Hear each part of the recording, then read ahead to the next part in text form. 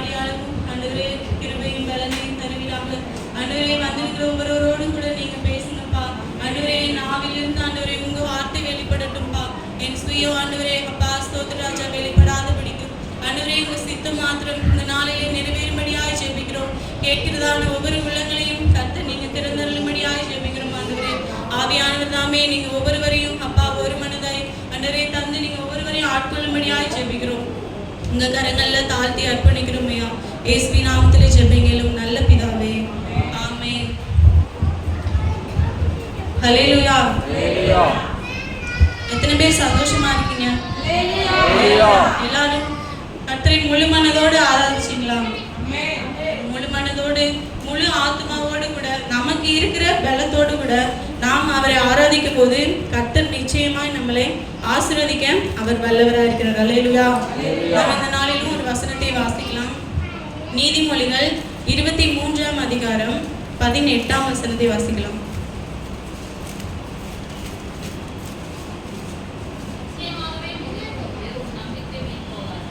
ஆமென். நாளும் இந்த வாய்ப்பை கொடுத்த தேவனுக்கும் அருமையான ஐயா அம்மாவுக்கும் நான் நன்றி செலுத்துகிறேன். நாம் இந்த நாளில் வாசிச்ச வசனத்தின்படி நிச்சயமாகவே முடிவு உண்டு, உன் நம்பிக்கை வீண் போகாது. ஹல்லேலூயா. அது நம்ம இங்கிலீஷ்ல வாசிச்சோம்னா surely there is a future and your hope will not be cut off. அதாவது நிச்சயமாகவே முடிவு உண்டு அப்படின்னா நிச்சயமாக ஒரு எதிர்காலம் நமக்கு இருக்கு. நம்மளுடைய நம்பிக்கை எதிர்பார்ப்பு ஒருபோதும் அது துண்டிக்கப்படாது. ஹல்லேலூயா. ஒரு காரியத்துக்கு முடிவு ஒன்று இருக்குன்னா அங்க என்ன இருக்கும்? துவக்கம் இருக்கும். இங்க இந்த உலகத்துல முடிவு இல்லாதது அப்படின்னு பார்த்தா எதுவுமே கிடையாது. வேதம் சொல்லுகிறது எல்லாவற்றுக்கும் முடிவு சமீபமாக இருக்கிறது அப்படின்னு வேதம் சொல்லுது. இப்போ நாம் இன்னைக்கு சந்திக்கிற எந்த விதமான பிரச்சனையா இருந்தாலும் சரி, எந்த விதமான போராட்டங்களா, எந்த விதமான பலவி எதுவா இருந்தாலும் சரி, ஆனா கர்த்தர் இன்னைக்கு நம்ம கிட்ட சொல்றாரு நிச்சயமாகவே முடிவு உண்டு, உன் நம்பிக்கை வீண் போகாது. ஹல்லேலூயா.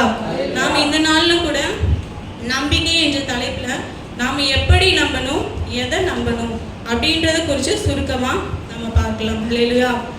நம்ம இப்போ நீங்க எதை நம்புறீங்க அப்படின்னு நம்மளை கேட்டா நம்ம டக்குன்னு என்ன சொல்லுவோம்? நான் இயேசுப்பாவை நம்புறேன், நான் ஆண்டவரை நம்புறேன் அப்படின்னு தான் நம்ம சொல்லுவோம். ஆனா ஒரு இக்கட்டான ஒரு சூழ்நிலை வருது, நம்மளால அந்த சூழ்நிலையை பேஸ் பண்ணவே முடியல. அப்படிங்கிற சூழ்நிலையில நீங்க எதை நம்புறீங்க அப்படின்னு கேட்டா நம்ம டக்குன்னு இயேசுப்பாவை தான் நான் நம்புறேன்னு சொல்லுவோமா? இல்ல அது தேவ சித்தம், அது எப்படியோ ஆயிட்டு போகுது அப்படின்னா நம்ம பதில் சொல்லுவோம். ஆனா நம்ம வேதத்துல இருந்து ஒரு 2 பேரை பத்தி தான் பார்க்க போறோம். அவங்க தங்களுக்கு வந்த இக்கட்டான சூழ்நிலையில, அவங்க எதிர்கொள்ள முடியாத அந்த சூழ்நிலையில அவங்க தேவனை எப்படி நம்பினாங்க அப்படின்றது எல்லாருக்கும் தெரிந்த ஒரு பகுதி தான். ஆனா தேவன் அவரை நம்புற நம்பிக்கையில நம்ம ஒருபடி இன்னும் முன்னேற தேவன் இந்நாட்களிலே நமக்கு உதவி செய்வாராக. வாசிக்கலாம். 2 ராஜாக்கள் 18ஆம் அதிகாரம் 5 முதல் 7 வசனங்கள். 2 ராஜாக்கள் 18 5 முதல் 7. அவன் இஸ்ரவேலின் தேவனாகிய கர்த்தரின் மேல் வைத்த நம்பிக்கையிலே அவனுக்கு பின்னும் அவனுக்கு முன்னும் இருந்த யூதாவின் ராஜாக்களில் எல்லாம் அவனைப் போல் ஒருவனும் இருந்ததில்லை. அவன் கர்த்தரை விட்டு பின்வாங்காமல் அவரை சார்ந்திருந்து கர்த்தர் மோசேக்கு கற்பித்த அவருடைய கற்பனைகளை கைக்கொண்டு நடந்தான். ஆகையால் கர்த்தர் அவனோடு இருந்தார். அவன் போகிற இடமெங்கும் அவனுக்கு அனுகூலமாயிற்று. அவன் அசீரியா ராஜாவை சேவிக்காமல் அவன் அதிகாரத்தை தள்ளிவிட்டான். நம்ம இங்க வாசிக்கிறோம் எசேக்கியா ராஜாவை குறித்து தான் இந்த பகுதியில் நம்ம வாசிக்கிறோம். எசேக்கியா ராஜா யாருன்னா யூதாவின் ராஜாவா இருக்கிறாரு. அவரை குறித்து வேதம் என்ன சொல்லுது? அவன் கர்த்தரை விட்டு பின்வாங்காமல் இருந்து அவருடைய கற்பனைகளை கை கொண்டு நடந்தான். அவன் போகிற இடங்களில் எல்லாம் ஒரு அனுகூலத்தை தேவன் வச்சிருந்தாரு. அவன் அசீரியா ராஜாவை சேவிக்காம அவன் அதிகாரத்தை தள்ளிவிட்டான். இதனால எசேக்கியாவுக்கு என்ன நெருக்கம் வந்துச்சு அப்படின்னு பார்த்தோம்னா, அசீரியா ராஜா யாருன்னா அவரோட பேரு சனகரிப் ராஜா.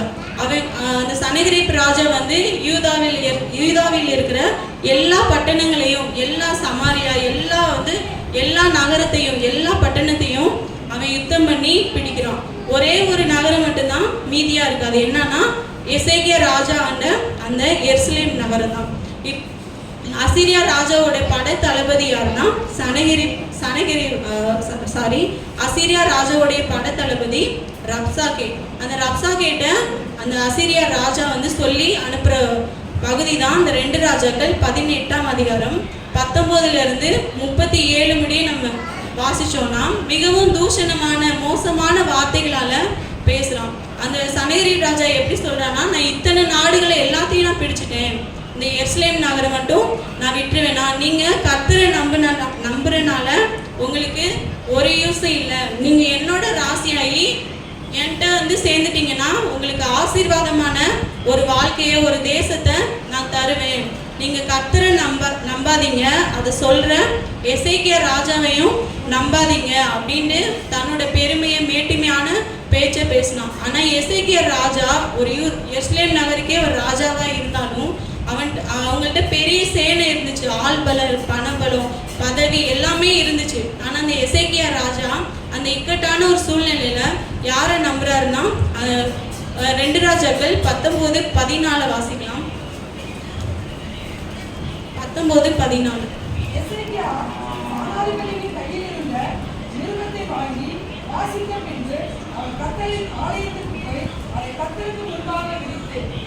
இங்க வாசிக்கிறோம், எசேக்கியா ராஜா என்ன பண்றாரு, கர்த்தருடைய ஆலயத்துக்கு போய் தன்னுடைய அந்த அந்த அந்த இக்கட்டான சூழ்நிலையெல்லாம் தேவனிடம் தெரியப்படுத்துகிறவரா இருந்தாரு. இப்ப நான் ஒருவேளை கூட இருந்தவங்களாம் நினைச்சிருப்பாங்க, இவரு அந்த அசீரியா ராஜா வந்து எல்லா தேசத்தையும் பிடிச்சிட்டாரு, இந்த ஒரு தேசத்தை மட்டும் எப்படி நம்மளை வந்து பிடிச்சிட்டு போயிடுவாரு, ஆனா இப்ப பாரு இந்த ராஜா போய் இப்பதான் ப்ரேயர் பண்ணிட்டு இருக்காரு அப்படின்ட்டு எல்லாரும் ஒரு பயத்துல ஒரு அவிசுவாசத்துல குழப்பத்துல தான் இருந்திருப்பாங்க. ஆனா கர்த்தரை நம்பி இருந்த எசேக்கியா ராஜாவுக்கு தேவன் செஞ்சது என்னன்னா, ஒரே ஒரு தூதனை அனுப்பி அந்த எசேக்கியா ராஜாவுடைய அந்த அசீரியா ராஜாவுடைய பாளையத்துல இருந்த 1,85,000 பேரை அந்த இரவிலேயே சங்கரிச்சு போட்டாங்க. அந்த எசேக்கியா ராஜா கர்த்தரை நம்பினது நிமித்தமாக தேவன் ஒரே ஒரு தூதனை அனுப்பி அந்த அவங்க எருசலேம் நகர் வாசல கூட அவங்க மிதிக்கல. அவங்க வந்து வந்த வழியிலே அவங்க ஒரு செத்த பிரேதங்களா கிடந்தாங்க. அந்த சனகரிப் ராஜா வந்து வெட்கத்தோட திரும்பி போனாங்க. இது போல நம்மளோட வாழ்க்கையிலையும் நம்மளோட வேலை ஸ்தலங்களா இருக்கலாம், குடும்பத்துல இருக்கலாம், இல்ல ஊழியத்துல, நம்மளுடைய வாழ்ற அந்த சமுதாயத்துல எந்த சூழ்நிலையா இருந்தாலும் சரி, நம்ம சத்ரு நம்மளை சொல்லுவான், இதோட உன் வாழ்க்கை முடிஞ்சிருச்சு, இனிமே வந்து நீ எழும்ப முடியாது அப்படின்னு. ஆனா கர்த்தரை மட்டும் அந்த எசேக்கியா ராஜாவை போல நம்ம கர்த்தரை உறுதியா நம்புறவங்களா இருந்தா கர்த்தர் நிச்சயமா நமக்கும் ஒரு தூதனை அனுப்பி நம்மளுடைய எல்லாவற்றையும் சரி செய்ய அவர் வல்லவரா இருக்கிறார். அல்லேலூயா. இப்ப எந்த பிரச்சனையும் நம்மை மேற்கொள்ளாதபடிக்கு ஒரு ஜெயத்தை தருவார். சத்ருவுக்கு என்ன பண்ணுவாரு, வெட்கத்தை தான் கொடுத்துவார். ஆகையால் நம்ம இக்கட்டான சூழ்நிலையை சந்திக்கிறப்ப நாம பின்வாங்காம, எசேக்கியா ராஜா எப்படி பயந்தாரா, எவ்வளவு சூழ்நிலையா இருந்தாலும் சரி அவர் பின்வாங்காம கர்த்தருடைய வசனத்தை அவர் கை கொண்டு அவர் வந்து தேவனுடைய ஆலயத்துல போய் ஒரு ஜெபிக்கிறவரா இருந்ததுனால எசேக்கியா ராஜாவுக்கு ஒரு மிகப்பெரிய ஜெயத்தை தேவன் தந்தார். அல்லேலூயா. தேவன் நமக்கும் அதை செய்ய வல்லவரா இருக்கிறார். 2வது பார்த்தோம்னா எல்லாருக்கும் ஒரு தெரிந்த பகுதி தான் சாத்ராக், மேஷாக், ஆபேத்நேகோ. தானியேல் 3ஆம் அதிகாரம் ஃபுல்லாத்தையும் நீங்க வீட்டில் போய் வாசிக்கும்படி நான் கேட்குறேன். சாத்ராக், மேஷாக், ஆபேத்நேகோ குறித்து அந்த தானியேல் 3ஆம் அதிகாரம் முழுவதும் சொல்லியிருக்கோம். அங்கே என்ன சூழ்நிலைன்னா, அங்கே பாபிலோன் தேசத்துல ஒரு பிரதிஷ்டை நடக்குது. என்ன பிரதிஷ்டை? அந்த பாபிலோன் தேசத்து ராஜா யாருன்னா நேபுகாத் நேச்சார். அந்த நேபுகாத் நேச்சாரோட பொற்சிலைய அங்க வந்து ஒரு சிலை திறக்கிறாங்க. அந்த சிலையை வணங்கும்படி அந்த தேசத்துல இருக்க எல்லா ஜாதியாருக்கும் எல்லா ஜனங்களுக்கும் ஒரு இன்விடேஷன் கொடுக்குறாங்க. இப்போ சிலை ஓபன் பண்றப்ப அங்க ஒரு கண்டிஷன் வைக்கிறாங்க. என்ன கண்டிஷன் அப்படின்னா, இந்த சிலை ஓபன் பண்றப்ப எல்லாரும் அந்த சிலைக்கு முன்னாடி வணங்கணும் அப்படின்ட்டு. அப்ப அந்த கண்டிஷன் வைக்கிறப்ப அவங்க எல்லாரும் வணங்குனாங்க. ஆனா அந்த சாத்ராக், மேஷாக், ஆபேத்நேகோ மட்டும் தைரியமா நிக்கிறாங்க. அல்லேலூயா. ஒருவேளை நாமளா அந்த இடத்துல இருந்தோம்னா நம்ம என்ன பண்ணிருப்போம்? நீங்க வந்து வணங்கலைன்னா உங்களை கண்டிப்பா நான் வந்து எரியிற சூளையில நான் உங்களை போட்டுருவேன் அப்படின்ட்டு இப்ப சொல்றாங்க. அப்படின்னா நம்மலாம் என்ன பண்ணிருப்போம்? நம்ம அவங்கள மாதிரி நின்றுப்போமா, இல்லை நம்ம வந்து சும்மா ஆண்டவர் என் இதயத்தில் இருக்கிறாரு, பரவாயில்ல நான் அட்ஜஸ்ட் பண்ணிட்டு வணங்குறதுனால என்ன ஆக போகுது அப்படின்ட்டு நம்ம சில நேரம் அட்ஜஸ்ட் பண்ணிட்டு அப்படி நம்ம போயிருப்போம். ஆனால் அந்த 3 பேர் என்ன அப்படி இல்லை. என் தேவனை தவிர நான் எதையும் வணங்க மாட்டேன் அப்படின்னு அவங்க சத்தியத்துக்காக, அவருடைய வசனத்திற்காக அவங்க வந்து என்ன சொல்றாங்க அப்படின்னா, அவர் என்னை விடுவிச்சாலும் சரி, தப்பு வைக்காம போனாலும் சரி, நீர் நிறுத்தின அந்த சிலையை நான் வணங்க மாட்டேன் அப்படின்னு சவாலாம் நின்னாங்க. அதனால ராஜாவுக்கு கடும் கோபமாகி அந்த எரியிற சூளையையும் 7 மடங்கு சூடாக்கி அந்த 3 பேரையும் உள்ள தூக்கி போட கட்டளையிட்டாங்க. கட்டளையிட்ட போது கூட அவங்க என்ன பண்ணல, பயப்படவே இல்லை. அவங்க அப்பையும் வைராக்கியமா நின்னாங்க. 3 பேரை தான் உள்ள தூக்கி போட்டாங்க. ஆனா அந்த 4 பேர் உள்ள உலாவே வராங்க. ராஜா தான் உள்ள தூக்கி போட்டாரு. ஆனா அவரே என்ன சொல்றாரு, நீங்க வெளியே வாங்க. அவங்க முடி கூட அந்த நெருப்புல கருகாம இருந்துச்சு. அப்ப அந்த ராஜா வந்து ஒரு ஸ்டேட்மெண்ட் சொல்றாரு, இந்த சாத்ராக் மேஷாக் ஆபேத்நேகோ தேவனை மாதிரி எந்த தேவனும் கிடையாது, அவரு தான் மெய்யான தேவன் அப்படின்னு அவங்க சொல்றாங்க. ஹல்லேலூயா. இப்ப பாத்தீங்களா, நம்ம கர்த்தர் மேல வைக்கிற இந்த நம்பிக்கை எந்த எரியிற அக்கினி சூளையா இருந்தாலும் சரி, எந்த பெரிய அதிகாரத்துல எதுவா இருந்தாலும் சரி, நம்ம கர்த்தர் மேல இருக்க நம்பிக்கையை எதுவும் எரிக்க முடியாது. அல்லேலூயா. இப்ப நம்ம எந்த சூழ்நிலையா இருந்தாலும், நாம குடும்பத்துல சில சவாலான சூழ்நிலைகளை நாம சந்திக்க வேண்டியது இருக்கும். ஆனா அந்த இதுலயும் நம்ம உறுதியா நிற்கும் போது அவர் நிச்சயமா அவர் கைவிடவே மாட்டார். அல்லேலூயா. நம்ம எசேக்கியா ராஜாவை பத்தி பார்த்தோம். அவருக்கு வந்த நெருக்கம் என்னன்னா, பிரச்சனையில தேவனை உறுதியா நம்பினாரு. அந்த பிரச்சனை எப்படி வந்துச்சோ அது அப்படியே போயிடுச்சு. ஆனா இந்த 3 பேருக்கு வந்த பிரச்சனை, அந்த பிரச்சனைக்கு உள்ளேயே போயிட்டாங்க. ஆனாலும் அவங்களையும் தேவன் விடுவிக்க வல்லவரா இருந்தார். இப்ப இவங்க 2 பேரோட பியூட்டி அவங்க என்னன்னு பார்த்தோம்னா, வேதம் முழுசும் நம்ம பார்த்தோம்னா, நம்மளுடைய பரிசுத்தவான்களுக்கு வந்த எந்த நெருக்கத்திலையும் அவங்க வந்து தங்களுடைய சுய பலத்தையோ, தன்னிடம் இருக்க பணத்தையோ, எனக்கு இவ்வளோ பெரிய ஆட்களை தெரியும், எனக்கு இவங்கள தெரியும், அவங்கள தெரியும் அப்படின்னு ஆள் பலத்தையோ, என்கிட்ட இவ்வளோ ஐஸ்வர்யம் இருக்கு அப்படின்னு தங்களோட ஐஸ்வர்யத்தின் மேலோ அப்படின்னு எதிரையும் அவங்க நம்பிக்கை வைக்காம, எல்லாரும் எப்படி தேவன் மேல மட்டும் அவங்க உறுதியா நம்பினதுனால அவங்க இன்னைக்கு அவங்களை நம்ம எப்படி சாட்சியா நம்ம சொல்றோம். அது போல நாமளே இருக்கும்போது நம்மளுடைய சூழ்நிலை எப்படி இருந்தாலும் சரி, அவரை நம்மளை விடுவிச்சாலும் சரி, நம்மளை ஆசீர்வதிச்சாலும் சரி, ஆசீர்வதிக்காம போனாலும் சரி, ஆனா நம்ம அவர் மேல வச்ச நம்பிக்கையில நம்ம ஒரு % கூட நம்ம விலகாம நம்ம இருந்தோம்னா கண்டிப்பா நம்மளையும் தேவன் ஜீவனுள்ள சாட்சியா கண்டிப்பா வைப்பார். அல்லேலூயா. நம்ம எப்படி நம்பணும் அப்படின்னு நம்ம பார்த்தோம். அடுத்து எதை நம்பணும் அப்படின்னு ஒரே ஒரு காரியம், அநேக காரியங்கள் உண்டு, ஆனா நான் ஒரே ஒரு காரியத்தை மட்டும் சொல்லி முடிக்க ஆசைப்படுறேன். 1 யோவான் 3ஆம் அதிகாரம் 2-3 வசனம். 1 யோவான் 3ஆம் அதிகாரம் 2-3 வசனம். பிரியமானவர்களே, இப்பொழுது தேவனுடைய பிள்ளைகளாய் இருக்கிறோம், இனி எவ்விதமாய் இருப்போம் என்று இன்னும் வெளிப்படவில்லை. ஆகிலும் அவர் வெளிப்படும் போது அவர் இருக்கிற வண்ணமாகவே நாம் அவரை தரிசிப்பதினால் அவருக்கு ஒப்பாய் இருப்போம் என்று அறிந்திருக்கிறோம். அவர் மேல் இப்படிப்பட்ட நம்பிக்கை வைத்திருக்கிறவன் எவனும் அவர் சுத்தமுள்ளவராய் இருக்கிறது போல தன்னையும் சுத்திகரித்துக் கொள்கிறான்.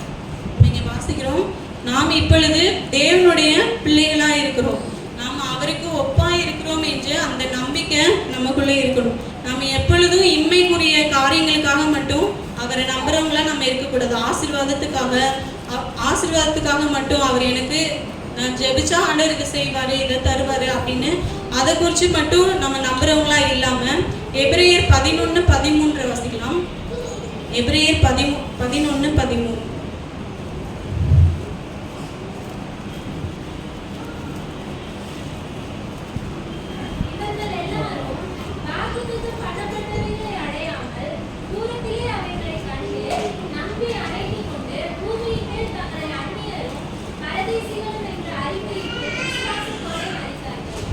வாசிக்கிறோம், வாக்குத்தத்தம் பண்ணினதை அவங்க அடையாமற் போனாலும் சரி, தூரத்திலே அவைகளை கண்டு நம்பி அணைத்து கொண்டு விசுவாசத்தோட மறைச்சாங்க. இப்போ நாம ஆவிக்குரிய தேவனுடைய பிள்ளைகளா இருக்கிறோம். நம்ம நல்ல போராட்டத்தை போராடி நம்மளுடைய ஓட்டத்தை வெற்றியாக ஓடி முடிக்கும் போது, அந்த விசுவாசத்தோட கூட நம்ம மறிக்கும் போது நாம் தேவனுடைய ராஜ்யத்துல பங்கடைகிறவராக இருக்கலாம். நம்ம உதாரணமா பார்த்தோம்னா ஒரு ஸ்தேவான் வந்து அவருடைய தேவனுடைய வார்த்தையை பிரசங்கிச்சது நிமித்தமாக ஸ்தேவான் எப்படி கொல்லப்பட்டார் தெரியுமா? ஸ்தேவானை எல்லாரும் கல்லெறிஞ்சு கொண்டாங்க. இந்த ஸ்தேவானோட கதை இன்னையோட முடிஞ்சது அப்படின்னு சுற்றி இருக்கவங்க எல்லாம் நினைச்சிருக்கலாம். அதாவது ஸ்தேவானோட கதை இன்னையோட முடிஞ்சிச்சு அப்படின்னு. ஆனா ஸ்தேவானுக்குள்ள இருந்த நம்பிக்கை என்னன்னா, நான் இன்னைக்கு செத்தாலும் நான் பரலோகத்துல நான் தேவனோட இருப்பேன் அப்படின்னு ஸ்தேவானுக்குள்ள அந்த நம்பிக்கை இருந்துச்சு. இப்போ நாம் எதை நம்பணும் அப்படின்னு நம்ம பார்த்தோம்னா, நான் இன்றைக்கு மறிச்சேன்னா நான் அவரை பார்ப்பேன், அவரோட கூட நான் வாழ்வேன், அவருக்கு ஒப்பாக நான் இருப்போம் என்ற நம்பிக்கை உடையவர்களா நம்ம நிச்சயத்தோடு கூட வாழ்கிற வாழ்க்கை உடையவர்களாய் நாம் இருக்கணும். அல்லேலூயா.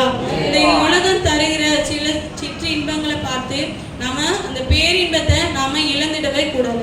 ஒருவேளை இந்த உலகத்துல நமக்கு நல்ல காரோ, நல்ல வீடு, நல்ல ஒரு சொத்து, பணம் எதுவுமே இல்லாம இருக்கலாம்.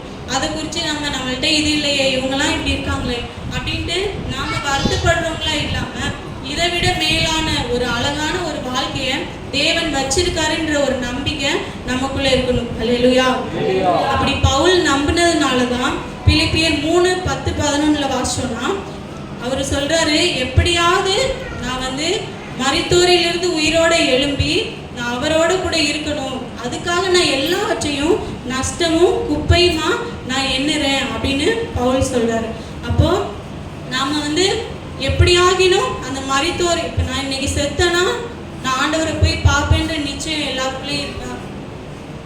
நான் இன்னைக்கு மறிச்சேனா என்னையும் சேர்த்துதான், நான் மறிச்சேனா நான் ஆண்டவரை பார்ப்பேன் அந்த நம்பிக்கை நமக்குள்ள அநேக இப்போ முஸ்லீம் சமுதாயத்துல எல்லாம் பார்த்தோம்னா அந்த மரித்தோரின் உயிர்த்தெழுதலே இல்லை அப்படின்னு சொல்றாங்க. ஆனா வேதம் சொல்லுது மரித்தோரின் உயிர்த்தெழுதல் நிச்சயமா உண்டு. ஏன்னா நம்ம அநேக உதாரணங்களை நம்ம வேதத்திலே பார்க்கணும். அப்ப நம்ம இன்னைக்கு நம்ம தேவனுடைய பிள்ளைகளா இருக்கிறோம், நம்ம ஆண்டவரை தேடுறோம், நமக்கு வர இக்கட்டான சூழ்நிலை எல்லாவற்றிலையும் ஆண்டவரை தேடுறோம். ஆனா நான் இன்னைக்கு நான் மறிச்சேனா நான் ஆண்டவரை பார்ப்பேனா, அந்த பரலோகத்தை அடையணும் தான் நம்ம வாரம் வந்து ஆண்டவரை ஆராதிக்கிறோம், பிரசங்கம் கேட்கிறோம். ஆனா இன்னைக்கு மறிச்சா நான் அவரை பார்ப்பேன் அப்படிங்கிற அந்த நிச்சயம், அந்த நம்பிக்கை நமக்குள்ள ஒவ்வொரு நாளும் இருக்கணும். ஹல்லேலூயா. அப்ப நம்ம அந்த 1 யோவான் 3:3 வாசிச்சோம், இப்படிப்பட்ட நம்பிக்கை உடையவன் எவனும் தன்னை சுத்திகரித்து கொள்ளுகிறான், அவர் சுத்தமா இருக்கிறது போல தன்னையும் சுத்திகரித்து கொள்ளுகிறான் அப்படின்னு பாக்குறோம். இப்போ உதாரணமா அதாவது அவர் சுத்தமுள்ளவரா இருக்கிறது போல தன்னையும் சுத்திகரித்து கொள்ளுகிறான் அப்படின்ட்டு அதுக்கு ஒரு உதாரணமா பார்த்தோம்னா, இப்போ நம்ம வந்து ஒரு கோடி ஒரு வீடு கட்டுறோம், இல்லை ஒரு காஸ்ட்லியான ஒரு ட்ரெஸ்ஸை நம்ம வந்து உடுத்த போறோம் அப்படின்னா நம்ம எப்படி ப்ரிப்பேர் ஆகும்?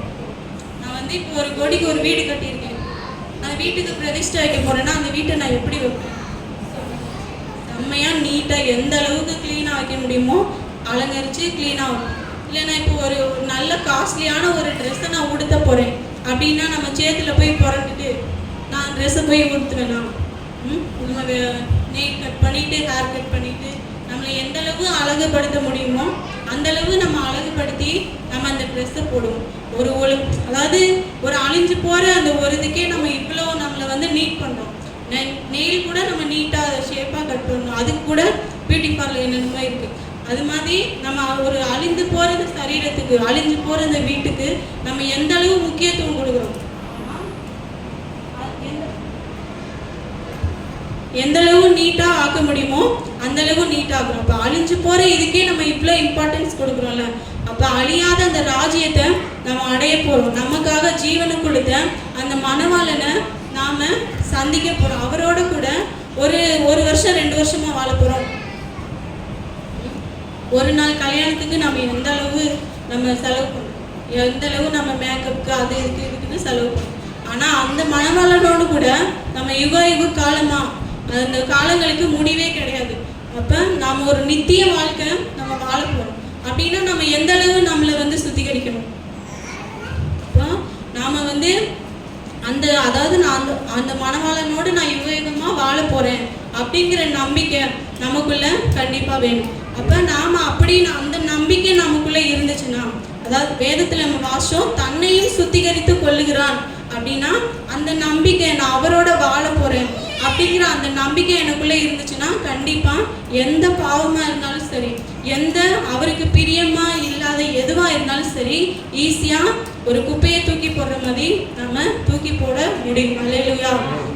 அப்போ இப்போ இங்க யாராவது இருக்கலாம், நான் பாவத்துல விழுந்து விழுந்து எழும்புறேன், என்னால அந்த பாவத்தை விட முடியல, என்னால் நான் அந்த பழைய பாவம் திரும்பவும் குடிக்கிறேன், திரும்பவும் நான் சீரியல் பார்க்குறேன், திரும்பவும் அவருக்கு பிரியமில்லாத காரியங்களை நான் செய்கிறேன், என்னால் அதை ஜெயிக்க முடியல அப்படின்னு யாராவது ஒருவேளை இருந்தீங்கன்னா, உங்களோட நம்பிக்கை இன்றைக்கு கர்த்தர் மேலேயும் அவர் வசனத்து மேலேயும் அவரோட நம்ம வாழ போகிற வாழ்க்கை மேலேயும் இருந்துச்சுன்னா நிச்சயமாக எந்த பாவமும் நம்மளை மேற்கொள்ளவே முடியாது. அல்லேலூயா. நம்ம ஒருவரையோட கைப்பிடிச்சு நம்ம சொல்லலாமா, நான் பூமிக்குரியவன் அல்ல, பரலோகத்துக்குரியவன், நான் பாவத்துக்குரியவன் அல்ல, பரிசுத்தத்துக்குரியவன். பிசாசுக்கு தோல்வி முடிவாயிடுச்சு, எனக்கு வெற்றி எப்பவும் வெற்றி தான். இப்ப நம்ம இதை சொல்லும் போதே எவ்வளவு சந்தோஷமா இருக்கும். ஆனா நம்ம அந்த பரலோகத்துல நம்ம இப்ப இங்க இருக்க எல்லாரும் அந்த பரலோகத்துல போய் இருக்கும்போது இன்னும் எவ்வளவு சந்தோஷமா இருக்கும். அப்ப நம்ம விட வேண்டியதை விட்டு நாம தேட வேண்டியதை கரெக்டா நம்ம அவருடைய வசனத்தின்படி ஆண்டவர் நமக்கு அவருடைய எல்லாமே ஈஸியா தான் அவர் நம்ம கொடுத்துருக்கிறாரு. ஆனா நம்ம தான் நம்மளுடைய இச்சைகளினால நம்மளுடைய ஆசைகள்னால நாம அதை கஷ்டமாக்கிக்கிறோம். ஆனா அவர் என்ன சொல்றாரு, என்ன தேடுங்க, முதலாவது என்ன தேடுங்க, எல்லாத்தையும் நான் உங்களுக்கு கூட தரேன் அப்படின்னு சொல்றாரு. அப்போ நம்ம வருஷம் அவர் சுத்தமுள்ளவராக இருக்கிறது போல தன்னையும் சுத்திகரித்துக் கொள்கிறான். இப்போ இந்த நாளிலும் கூட நம்ம கேட்ட வசனத்தின்படி நிச்சயமாகவே முடிவு உண்டு, நம்பிக்கை வீண் போகாது அப்படின்னு நம்மளோட பிரச்சனை போராட்டங்களுக்கு மட்டும் இல்லை, நமக்கான ஒரு அழகான எதிர்காலத்தை தேவன் அந்த பரலோகத்தில் வச்சிருக்காரு. அதை நம்ம அடையணும். அந்த நம்பிக்கை உடையவர்களா நம்ம இருப்போம் என்றால் நம்ம நம்பிக்கை ஒரு நாளும் வீணா போகாது. அல்லேலூயா. நம்ம மனுஷர் மேல வைக்கிற நம்பிக்கை ஒரு நாள் அது வீணா போயிடும், ஒரு நாள் அது மாறிடும். ஏன்னா யாருமே இங்க மாறாதவங்க அப்படின்னு யாருமே கிடையாது. நம்ம மனுஷங்க மேல வைக்கிற நம்பிக்கையா இருந்தாலும் சரி, நம்மளுடைய ஐஸ்வர்யத்தின் மேல நம்ம நம்பிக்கை வச்சாலும் அது எல்லாமே ஒரு நாள் வீணா தான் போகும். ஆனா கர்த்தர் மேல வைக்கிற நம்பிக்கை மட்டும் ஒரு நாளும் வீணா போகாது. அது இந்த உலகத்துல மாத்திரம் கிடையாது, பரலோகத்திலையும் நம்ம அவருக்கு ஒப்பாக இருப்போன்ற ஒவ்வொரு நாளும் நம்ம நினைச்சோம்னா கண்டிப்பா எந்தவித பிரச்சனையோ எந்தவித பாவங்களோ எதுவும் நம்ம மேற்கொள்ள முடியாது. அல்லேலூயா. பிசாசு நம்ம அடிக்கடி சொல்லுவோம், உனக்கு நீ அவ்வளவுதான், நீ தேற மாட்ட, நீ இப்படியே தான் இருப்ப அப்படின்னு நம்மளை ஒரு சோர்வுகளையும் ஏதாவது ஒரு ஸ்ட்ரகிள் பண்ணி நம்மளை உட்கார வைக்க தான் பார்ப்போம். ஆனா கர்த்தர் சொல்றாரு, நீதிமான் 7 தடவை விழுந்தாலும் அவன் எழுந்திருப்பான், அவன் எனக்குரியவன், என் ரத்தத்தினால நான் அவனை சம்பாதிச்சிருக்கேன் அப்படின்னு ஆண்டவர் சொல்றாரு. அப்போ நம்ம ஒவ்வொரு நாளும் அவர் நமக்கு செய்த நன்மைகளை, அவர் நமக்கு வச்சிருக்கிற மிகப்பெரிய ஆசீர்வாதம், இந்த நம்ம நினைக்கிறோம் காரு பங்களா நல்ல வீடு வசதி வேலை அப்படிதான் நினைக்கிறோம். ஆனா அது கிடையாது, அது இந்த உலகத்தோடய முடிஞ்சிடும். ஆனா தேவன் நமக்கு வச்சிருக்கிறது பரலோகம். அந்த பரலோகத்துல நாம நினைவுக்கு எட்டாத அளவுக்கு தேவன் நமக்காக ஆயத்தம் பண்ணியிருக்காரு. அப்ப அதுக்காக நம்ம எதை இழந்தாலும் பெருசே கிடையாது. ஹல்லேலூயா. நம்ம இந்த நாளிலும் எழும்பி நின்று நம் தேவனை சில நேரம் ஆராதிக்கலாம். நம்ம இன்னைக்கு பார்த்தோம், நிச்சயமாகவே முடிவு உண்டு, உங்கள் நம்பிக்கை வீண் போகாது என்று நாம் தியானித்த வசனத்துல இந்த பூமியில நம்ம எப்படிப்பட்ட போராட்டங்களை எப்படிப்பட்ட பிரச்சனைகளை நம்ம சந்திச்சாலும் சரி, நாம் அவர் மீது வைக்கிற நம்பிக்கையில நம்ம ஒரு நாளும் பின்வாங்கி போகிறவர்களா இருக்கக்கூடாது.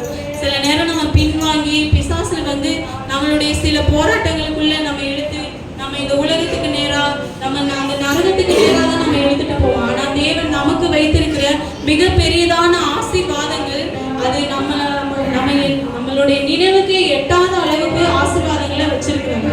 நம்ம ஒரு நாளும் அவர் மேல வச்சிருக்கிற நம்பிக்கையில நம்ம எசேக்கியா ராஜாவை போல பின்வாங்காம, அந்த சாத்ராக் மேஷாக் ஆபேத்நேகோவை போல நம்ம உறுதியா தைரியமாக இருக்கும்போது கர்த்தர் நிச்சயமா நமக்கு எல்லாவற்றையும் நமக்கு செய்ய அவர் போதுமானவராக இருக்கிறார். அல்லேலூயா. இந்த வேலையிலும் நம்ம கேட்ட வசனத்தின்படி நம்ம ஒப்பு கொடுத்து, ஆண்டவரே ஒருவேளை நான் எந்த சூழ்நிலையாவது அப்ப ஆண்டவரே எனக்கு இருக்கிற இந்த போராட்டத்துல